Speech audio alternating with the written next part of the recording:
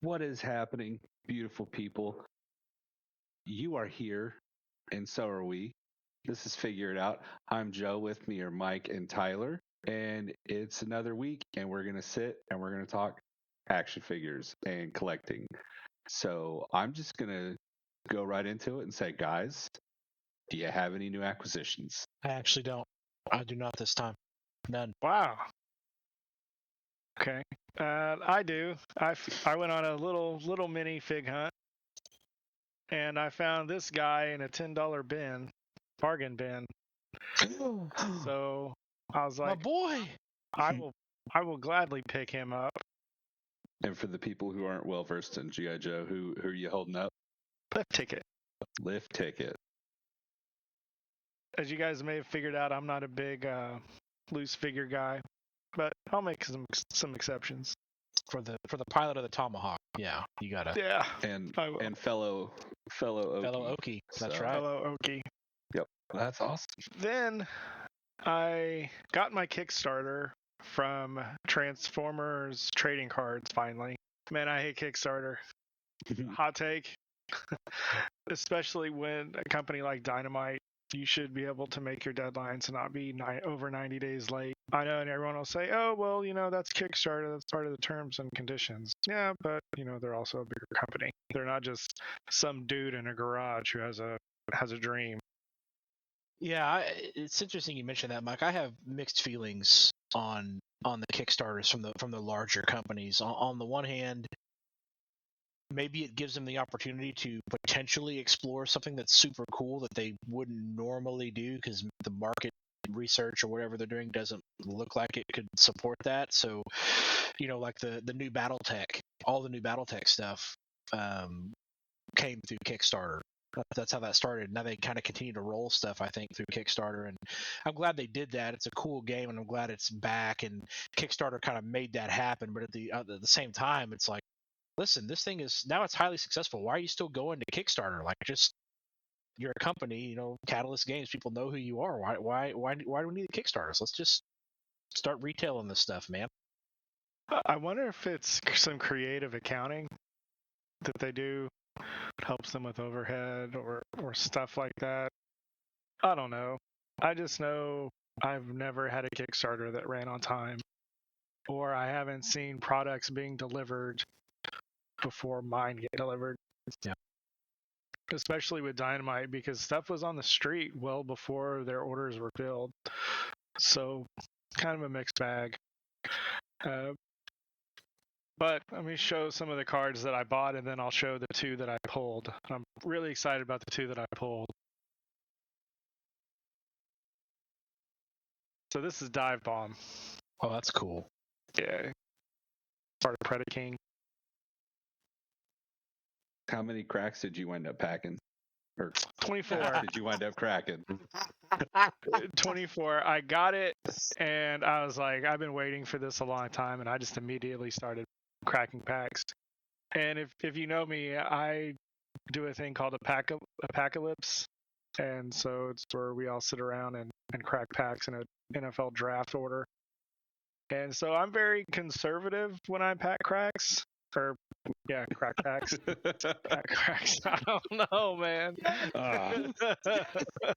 That's the best Freudian slip ever, right there. So, and so many jokes, but I'm gonna leave it. Yeah. Yeah. So I usually don't crack a pack when I first get it. I usually wait. Episode 4, Packing Cracks. I'd rather we not. We will get we will get all kinds of people clicking on that, going, "What the hell?" So this is another card that this is one that I actually bought. Oh, I was that's like, nice. I'm gonna buy this one because I saw the Ratchet, I saw the Prowl. I didn't think you were a big Prowl guy. He's in my top 10. I mean, Yeah. But I mean, my top 10. It's really a top 20. I just have a lot of A's and B's. This is another one that I bought for me. Oh, baby. Sea Spray. Spray, yeah. And then these are the ones that I pulled. I pulled a Soundwave, Nice. Oh, yeah. and then to be right on brand, I pulled a Blaster. Oh, there Look you out go. and shout. So I was pretty stoked that I pulled those. I was like, man, that's really neat. So this Kickstarter that you backed, this is you're getting a box of, or presumably like a case of packs, and so the cards you get are going to be random. So everybody that did this Kickstarter would get potentially different cards. Is that correct? Yeah. Okay. Yeah. You should be able to buy them in stores here pretty soon. I know they had a big wave that went to comic book stores first, through their distributors and stuff. So you should be able to get them in Walmart soon. It's not like all or nothing Okay. with these. That's cool. So when you're looking for Pokemon cards or Yeah, Magic cards, Ugh. stop by your. Always check, right? Never know. Glad the Pokemon thing missed me. It missed I'm me, glad. I'm glad for you. It's just gonna break your heart, kid. but I always like a hunt, and Joseph got me on 151 stuff, and I liked a few pieces of the art, and now I like the special sets. But it's starting to wear on me. I'm starting to kick that to the side because I don't like dealing with scarcity, mixing with scalpers, mixing with just a product that just doesn't have that much. All those three things kind of whirlwind into just not fun for collecting. But yeah, that's my soapbox. Hot take number 2, I guess, for me. Yeah, I mean, I don't think you're wrong. Like it does. Like again, Pokemon totally missed me. I guess I'm too old. But Well, there's no vehicles. there you go. That too. Yeah, there's no vehicle, so it was gonna miss me anyway. Actually, Oh. in the very first Pokemon game, the SS Anne was a boat. Ah. It was like a luxury cruise liner, and it was a pretty big Okay. set piece that was also featured in a couple of the episodes. Nice. Well, we Okay. stand corrected, Tyler. Yeah, obviously we are. Yeah, it still missed me. Just right by me. But yeah, that just doesn't look like a. I've seen among our friends and even some some of their children who are collecting and having a great time, and that warms my heart. I love to see that. But it also, like, watching the people in the stores, like I guess there's a video that kind of went viral of some guy who's, I guess, a game store owner. He owns his own game store, and he went to Target and like wiped out Target by himself. He had like 3 or 4 of his employees filling up shopping carts with all the Pokemon inventory they had to take back to his store to mark up and sell. That just, to me, that kind of stuff is just dirty. It turns me off of the whole thing. Like, that's just foul, man. We have a very similar, and by similar I mean borderline exact scenario happen, but instead of a shop owner for like a hobby shop, it was literally just a guy who bought a lot of Transformers off the shelf of a Target and then set up a booth at BotCon and just was selling at like crazy markups. That's just That's crazy. yeah. That's just I don't know. I don't have nothing good to say about people that are doing that stuff. Like, this is nothing with family friendly language. That's right. sure. That's right. Yeah. So cards and what else? That's it. That is it for me. I've been good. I've been a good boy too. So good that I don't have a new acquisition per se, but I have finally started to pick up some paints, and I'm working on my custom rock and roll.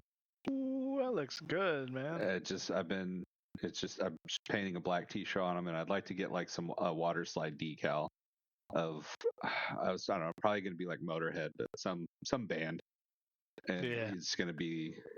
And I've got these boots. They're actually Major Blood boots that I wound up sanding down and repainting to make it look like just like regular biker boots. So I'm really, really happy with how he's turning out.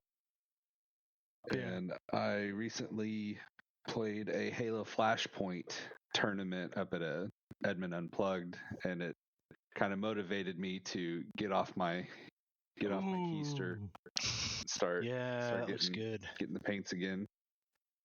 This is going to be a desert camo Spartan Brawler. That's great. So, yeah, this is the red team. He's shotgunner. So I'm going to do desert camo on this guy, and then like a woodland. See that? Like a woodland camo on that guy. When they release a version of that game that's more like a war game, you know what I mean? Not like a scrimmage where it's not. I don't know. To me the whole respawning multi. I don't know how to describe it. It's they're trying to kind of mimic the video game as opposed to tabletop war game. Like when they go tabletop war game with that, Did anyone at the table do what Halo is famous at when someone dies? There was an achievement actually. One of some very good friends of ours over at the X and One Cast YouTube. If you've not heard of them before, go check them out. They're lovely dudes. They actually they put the tournament on, and they filled out a sheet of achievements that you could get, and one of them, the achievement was called Tea Time. And I was too focused on actually trying to remember the rules and like move the game along. Oh, okay. To really take the time to go after that achievement or hunt that achievement. So that missed out on me, but I did wind up coming in second, and I was pretty happy with that. Nice. So, but yeah, that just that kind of lit a fire under me to get some Spartans painted. So, yeah. So, as far as now, we're going to switch from achievement hunting at local game shops during Halo tournaments to figure hunting out in the wild with the episode we have today, Anatomy of a Toy Hunt. Mike, how about you give us a rundown? Because we say fig hunts, we talk about toy hunts. What does that mean? What all does that entail? I'm a checklist guy. I'm a process dude. So I think about it from like a standpoint of what are the steps like to have the most efficient thing. And I know that doesn't sound very fun, but when you're thinking about a fig hunt, the first thing you need to do is probably think about, are you doing this by yourself or are you doing this with a group of friends? Because that will dictate how much planning that you really need to go into. Also, like, what are you looking for? Like, I have a top 5 of each property that I like, and I always have a green light for them. If I find something that I don't know existed, or I find something in a bargain bin that I see, I have a green light. But in particular, Tiger Force Lifeline, I've locked myself to not eBaying it because I'm going to the G.I. Joe Con in June, and I want to wait before I get that. And the thing about determining if you're going to go solo or by yourself is, if you're going to go solo, let other people know in your group, because they might be searching for something and you can be on the lookout for it, and it helps out a lot, especially when you live in an area in Oklahoma that doesn't have a toy shop. I think Toy Base 10 is about a 20 to 25 minute trip from where you guys live. For me, it's not that far, but if I can let you guys know and you tell me, it doesn't have the risk of someone buying it or missing out, or it stays on the shelf and they decide to just rotate their stock out, so it's laying in a warehouse somewhere. Always let other people know that you're going. It's just polite. Yeah, one of the great things about I mean, there's many great things about hanging out with you guys, but one of the things I really appreciate, Mike and Joe, when you guys go out by yourself or find yourself in a spot, if you see something that you think somebody might be interested in, you guys take pictures and you text it out or you put it in Facebook Messenger so we can actually see what you're seeing while you're there, and maybe we see something that we want, and you guys have always been great about being like, yeah, we'll pick it up for you. We did my vamp is a great example. Mike found my classified vamp at a store, and he knew I'd been looking, and I kind of got to the point where I'm just going to pull the trigger because it's only going to get worse. And he found one. I told him, let's make this offer, and they accepted, and boom, I got the vamp. So that's a great example of me being able to. I wasn't on the fig hunt, but I was able to benefit from the fig hunt since Mike knew what I was looking for and brought that home for me. So Yeah, shout out. Fig hunts by proxy. exactly. Like when I go on a fig hunt, I know any kind of vehicle that I haven't seen 99 times, plus a Sky Striker, plus a Tomahawk. Like if I see any of those things in good condition, I message Tyler. And anything involving the Star Wars video game, Legends. Knights of the Old Legends. Republic, Yeah. Legends. It's a text to Tyler. Anytime I see like a Darth Malgus or something, message Tyler. And with Joe, he's got 99,000 jazzes, but for some reason, I don't think he has a quota that he can only have X amount. I don't. But now I'm at the point where I've been very fortunate in hunts past that space is kind of becoming an issue. I recently did some reorganizing and tried to make room for some stuff and kind of circulate things out, but it's to the point where I'm actually kind of really selective now, and also the GI Joe classified and the Transformers waves are kind of not necessarily slowing down, but there's a lot more downtime between waves that kind of gives me time to catch my breath. I think we swapped on Transformers because now I'm more into the Transformers with the Devastator wave, with the Superion wave. Like that is me. Mm-hmm. And so I get what you're saying with pre-orders, because I think around December I had like 3 pre-orders on the books. Now I'm like pull that easy. So, but the next thing for planning a fig hunt is budget. So, you've thought about, are you going to do this by yourself or with friends? You've thought about what you want to buy. So, like, for example, I've already deducted $35 off my budget for a Lifeline. Like, I've already deducted it from my bank account. So if I ever see it before G.I. Joe Con or at G.I. Joe Con, I don't have to think about it. That's the loose price that I'm willing to pay. But you also got to think about food. We like to go to barbecue. Barbecue, it's not cheap. Isn't McDonald's. So you got to think about $25 for food. And that's being conservative. It's not like someone misreading the menu and ordering a $75 tomahawk steak. It was a beef rib, and it was beef rib, and it was glorious.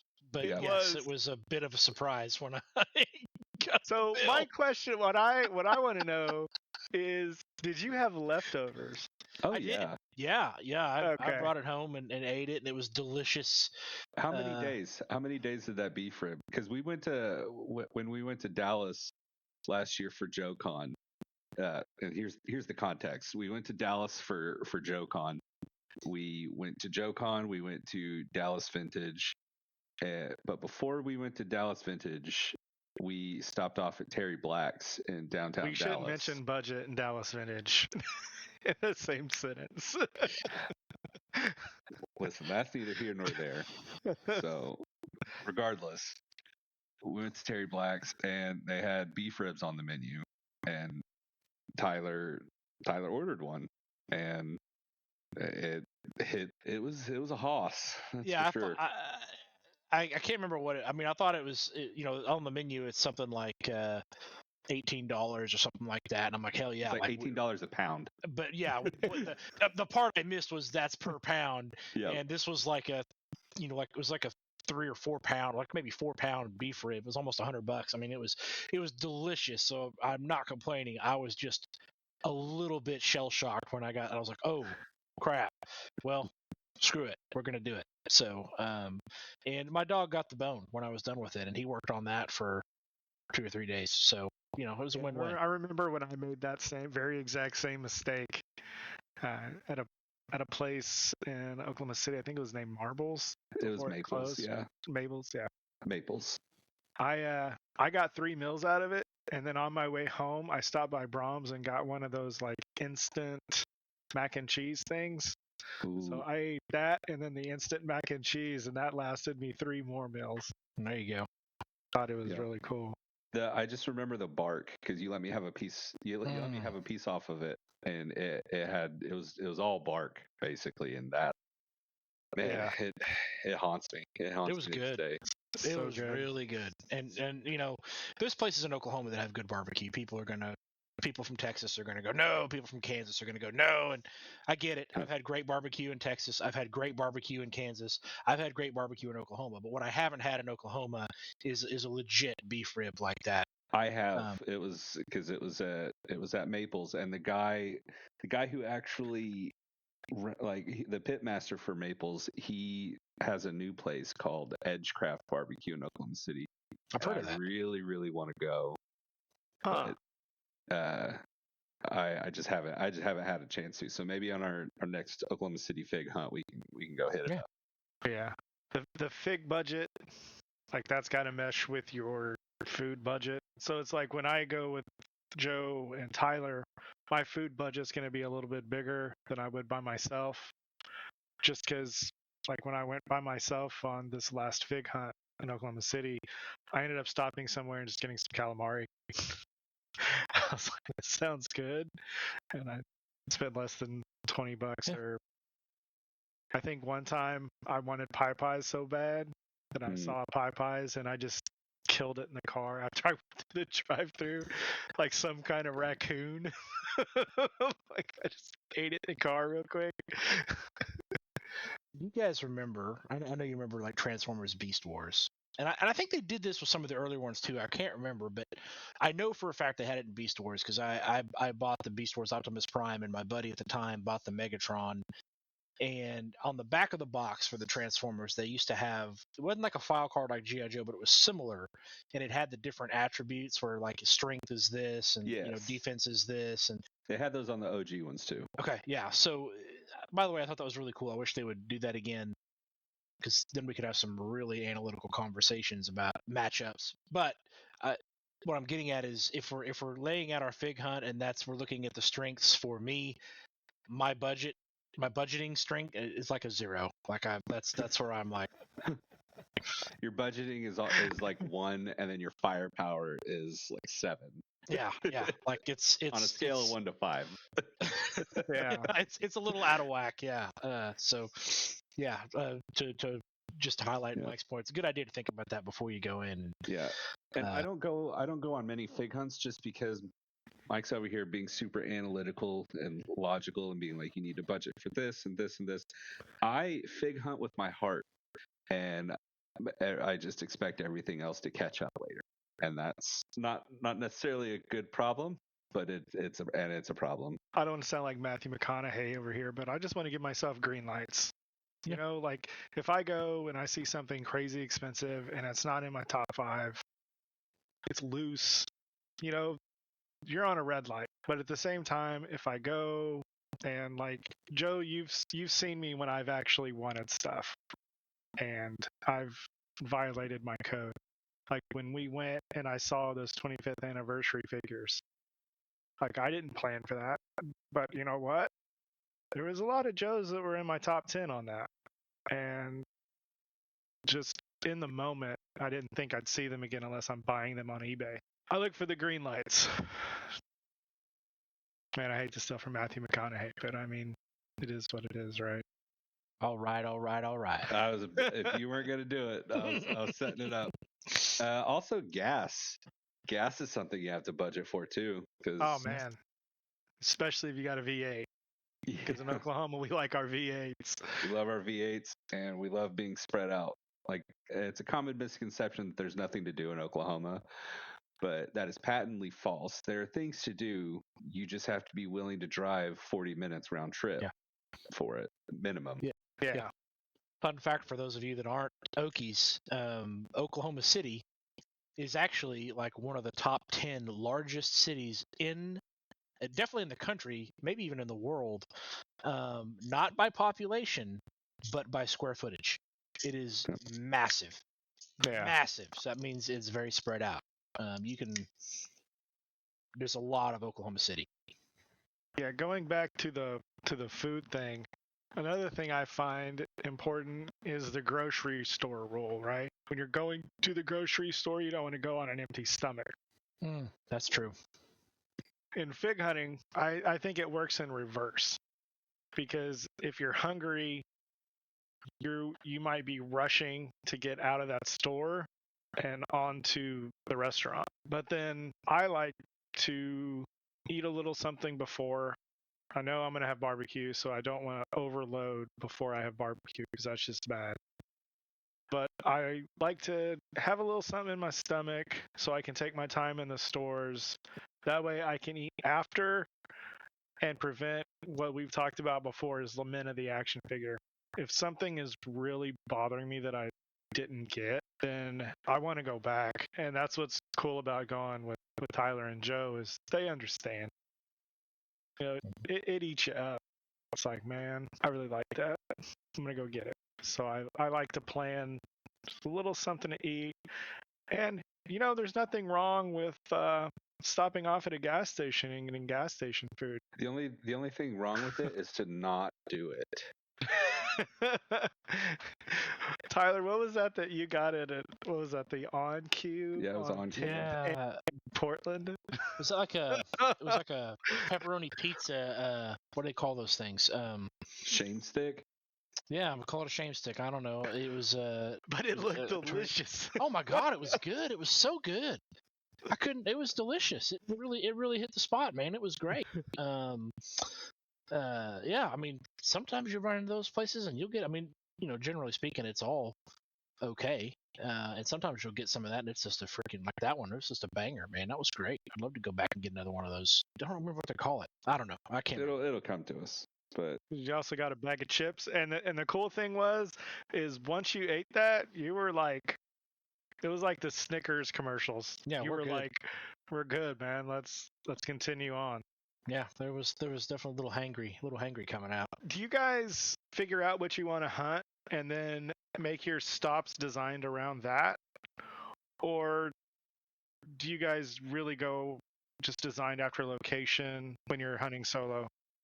My solo hunts are very, very much if you give a mouse a cookie, because I will start. I'll be like, you know what? It's so and so o'clock. I'll go over here. Case in point, I did a work lunch where we went to Cattleman's, and so that put us right over by where all the action figure stores are, and it was about the time for Amazing Action to open. So I was like, you know, it's about that time. I'll just pop over to Amazing Action. I'll just go to Amazing Action, just poke my head around, see what kind of loosies they got, loose figures, and you know, just you know, quick in and out, maybe 5 minutes tops. So I go in, I'm looking. I didn't see anything at the time, but I was like, okay, well, you know, I'm here, and it's now time for Toy Base 10 to open. It's just around the corner. I might as I'm burning this gas anyway. Mine as Yeah. well. And so I pop in. I don't see anything. I didn't see anything, but it was nice to talk to the guy because yeah, he's a good dude. And so hop out, and then I was thinking like, High Five Retro Guys is just down the street. I could, but at that point I was like, okay, I just stop, go, just get out of here, just get back. So that's why I don't go often, because I'm just like, well, I'm already out. I'll just go do my thing. Yeah, I'm quite a ways out. I mean, I know Joe, you are too. But I used to work not too far from there, my previous employer, and it's probably a good thing that I didn't connect with you guys at a fig hunt and get this bug when I still was going into the office, which is nearby those areas that Joe, you were just talking about, because that would have been hugely problematic for me, because I'd be doing exactly what you did, like, let's go here, let's go here, and let's go here. Because I'm so far away from those places now, for me, I go to those places pretty much exclusively with you guys. If I'm going to go do a solo hunt, I'm going to like a Walmart, or I'm going to a Target. Now, I will say, my town where I live has a Walmart, and I have been known to go to that Walmart in search of a specific thing, and if they don't have that thing, I get irritated, and I will drive to the Walmart the next town over, and the Target that's in the next town over, and look for this thing that I'm looking for. And sometimes I'm successful, sometimes I'm not, but it's I do have a bit of that, like, hey, if I don't get what I want, I'm gonna go find it somewhere else if I can, within reason. Yeah. It's just reminds me of the golden age of fig hunts when I was a kid in the 90s growing up. Just like going to Target, Walmart, the KB Toys in the mall, Venture, Kmart, service merchandise. Yep. Just magical times. Back when you could, all the stuff that we're buying now that's vintage, you could buy brand new in the package at the store for peanuts. We were kings. We were kings and we didn't even know it. All right. So post fig hunt, cue up the Coldplay because you tried your best, but you didn't succeed, right? Well, you have one more option, right? And that's eBay. eBay has the markup price, but sometimes you just want to find it. And I get that. But then sometimes you got to cut your losses. I always think of eBay as paying that premium equals saving my time. So, like, if I go to G.I. Joe Con and for some reason I can't find that lifeline, I'm going to eBay it. Just because that's me setting a boundary for yourself. Yeah, like, most of us have an hourly salary, right? How many hours am I looking for this? How many hours am I potentially spending to get this figure? And that equals, the eBay purchase for me. That gives me that green light to say, you know what, you've hunted this figure a lot. You gave yourself a goal, just get it. The other thing about eBay that I think is important is looking at a sold listing before a buy it now. Tyler, what all do you think about when you purchase a fig on eBay, other than that, like, I've been around you when you've sniped someone and you get that sense like I do, where it's like, because people are sniping, and that's the game you play when you're bidding on stuff. So sometimes you win, sometimes you lose. I mean, when you lose, it is what it is, right? Yep. But I've seen you when you won at a particular Christmas party on a G.I. Joe fig, and you were stoked. Barbecue, baby. Yeah. So first of all, let me just say my methodology on eBay is relatively simple. You're correct, guys. If you're buying on eBay and you're not checking the sold listings first, do that. You can ask $1,000 for a Tiger Force Lifeline loose. You're not going to get that. Like, you can post it on eBay and put it for $1,000. Nobody's going to buy it. What you need to look at is not what somebody is asking for it. Look at what they're actually selling for. That's going to tell you what the market for that particular thing is. So to your point, my methodology on eBay is very simple. I personally believe if you're bidding on an item on eBay, anytime before the last 10 seconds it's on sale, you are a chump and you are a fool and you shouldn't be doing it. Sorry, it's a hot take. I know. Don't do that. all that happens there is people in the last like 2 or 3 minutes bid. No. Wait until the last. I will say 5 seconds, but you have to decide how good your internet connection is, right? But I generally will place my bid with like anywhere between 3. Sometimes I'll even let it drop to 2 seconds, and then I'll hit my button. But usually 3 seconds is kind of my deal. But no earlier than 5 seconds. Hit it at 3 seconds. It'll go through process, and you either win it or I don't. Because at that point in time, the other benefit to that is I don't get in that bidding fever. Because that's one thing that again, I'm prone to getting excited about something, and then I'll go spend more than I want to. That's the whole idea of an auction, guys. That is the reason auctions exist. They want you to get into a bidding competition with somebody else and drive that price up. eBay benefits because the fees get higher as the price goes up. The sellers benefit because they're going to make more money on the stuff, and chances are you're going to get screwed if you get into a bidding war because you're going to spend more than you want to spend for something. So my way is I know what I want to pay for it. I know what I'm willing to pay for it. And I will drop that bid with between 3 and 5 seconds left. And if I win it, great. I snuck in there. I sniped it. Awesome. And if I don't get it, well, guess what? I don't have a chance to go back and bid again. It's too late.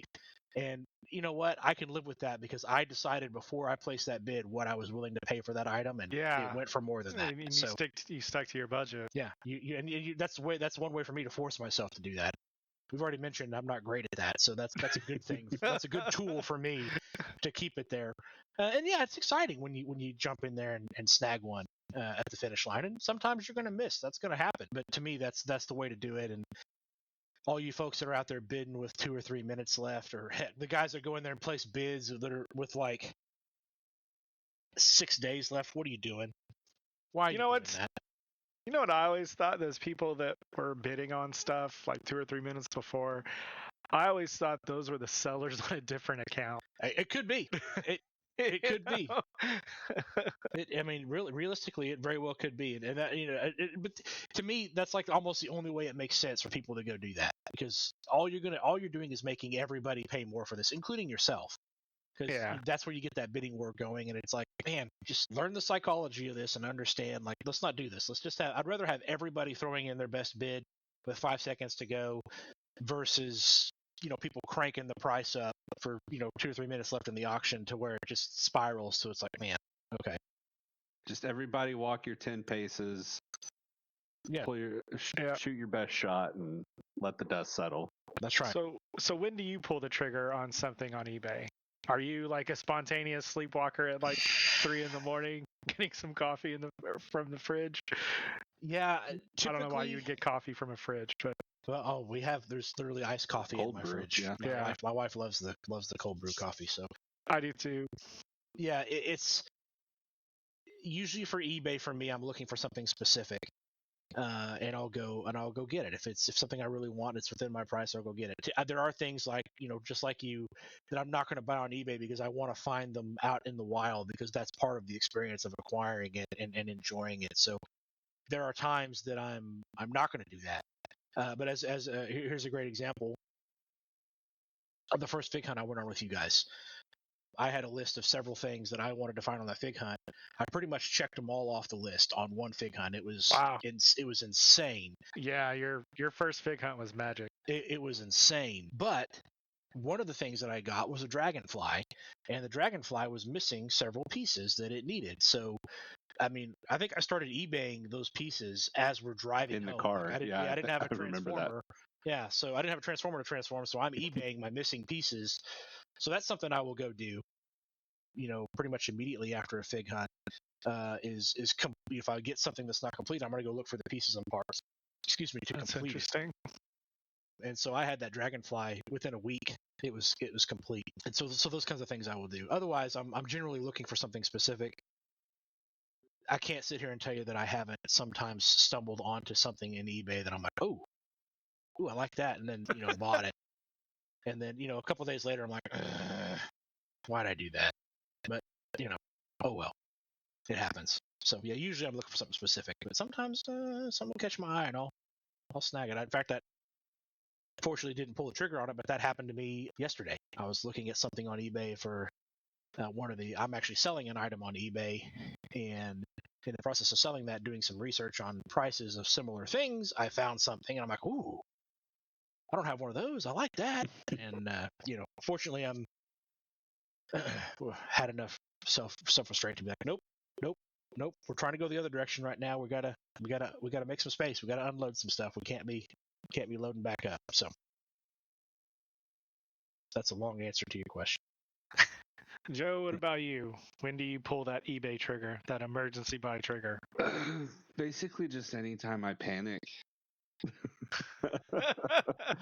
No, for at least for like GI Joes, I'll wait until after JoeCon because I know that's the big, like that's the big one that we go to. And do you consider Christmases and birthdays panic?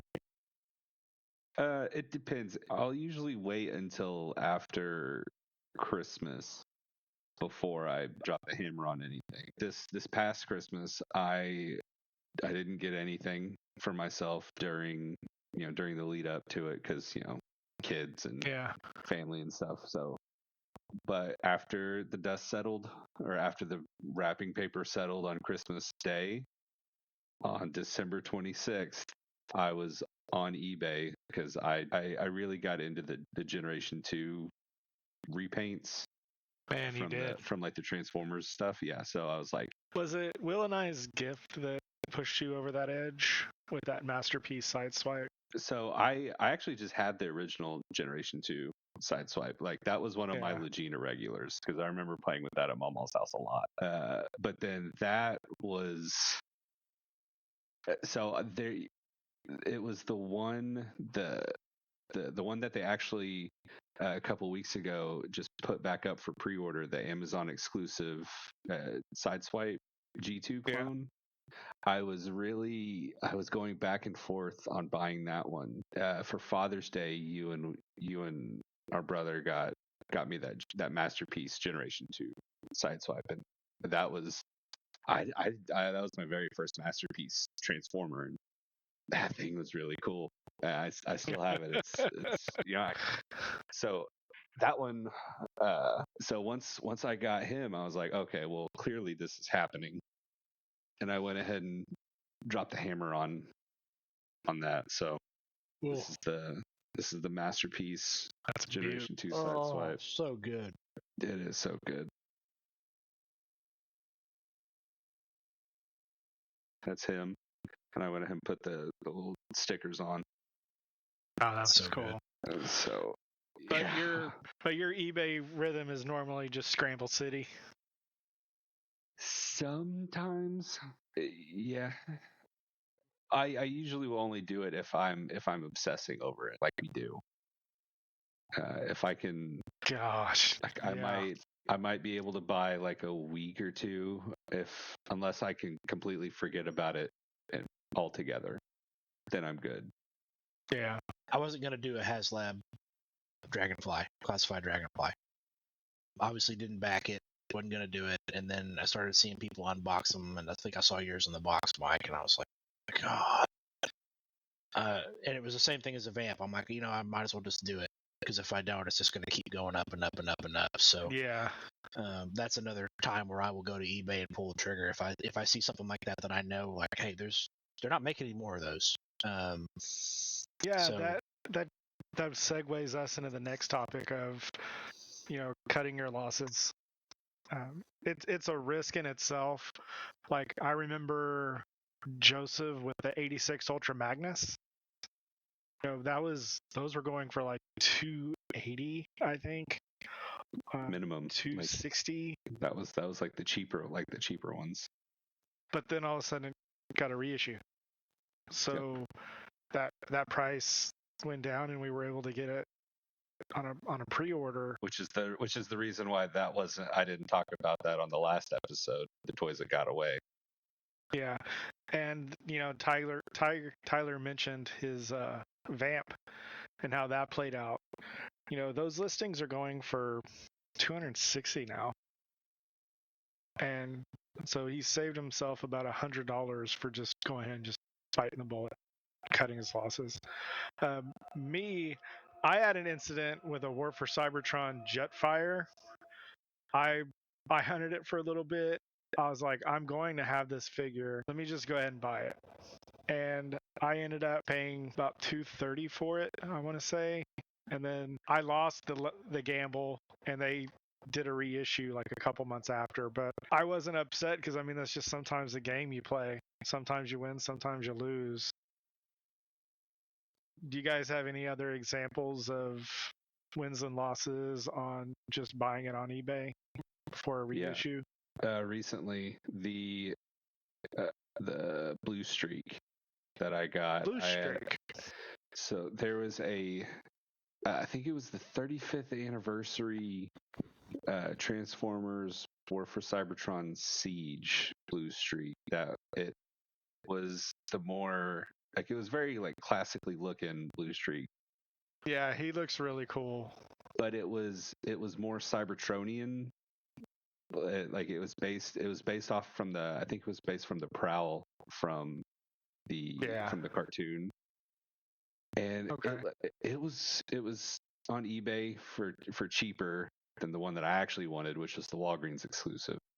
And I got it home and I transformed it. I played with it. I set it up and I was like, that's okay.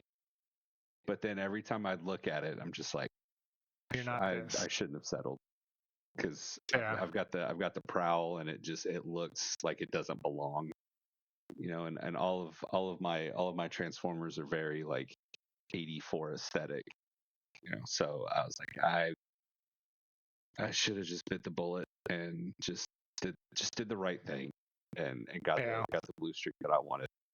But it wound up having a happy ending, because I wound up getting the Earthrise Blue Streak. I think I talked about it in one of the first couple episodes. Yeah. And with the spare one that I had, I actually wound up giving it to our brother. So all's well that ends well. What about you, Tyler? You got anything? Yeah, I mean, wins recently, in recent history, the Vamp we talked about was a win. Didn't get that on eBay, I guess, but I did source that, and obviously the price has gone up significantly versus that. The Dragonflies, same boat. That price has gone up even since I bought it a fair bit. So great, doing okay there. Not necessarily related to figures. I recently sold a bunch of my still in package Magic the Gathering Precon Commander decks that I had collected over the years, and I didn't buy this stuff to go scalp it or sell it at high prices. I just bought it because I like it and I wanted to collect it. And there was a time where I was collecting every single Commander deck and every case for every year. Yeah. Reselling is a lot different than scalping. Yeah. It's not like I'm clearing out a store and then going and jacking the price up or anything. So well, you're paying yourself for storing it for years. That's exactly it. Yeah, and the times I bought it, it was readily available to everybody. I never cleared anybody out or any of that stuff. But anyway, I made a fair amount of money on selling that stuff that I've sat on for 4 or 5 years, or I think I've still got my case of 2015 Commander that still needs to sell, and so that'll be a pretty penny when it goes. But like 2018 Commander, I lost money on that. I think everyone did. Yeah, everybody did. Yeah, Streets of New Capenna is the same way. I sold that case and lost. Basically, I sold it for what I bought it for, but eBay took their 20-something% out of that, so that was I ate it there. So the losses aren't that bad. I'm okay with where I've taken a loss, and your situation, Mike, where you've made your peace with paying. It's worth it. It's worth that to you. So even if they reissue it, you could have got it for less. You didn't know it was going to happen, and it was worth what you paid for it. So even when you take one of those losses, it's like, listen, I made my peace. I'm good.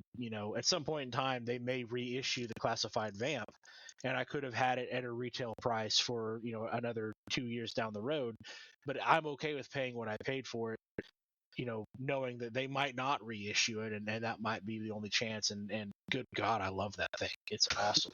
It makes me smile every time I look at it. So yeah, fine. I'm fine with that. One more thing I'll say about eBay is the making an offer strategy.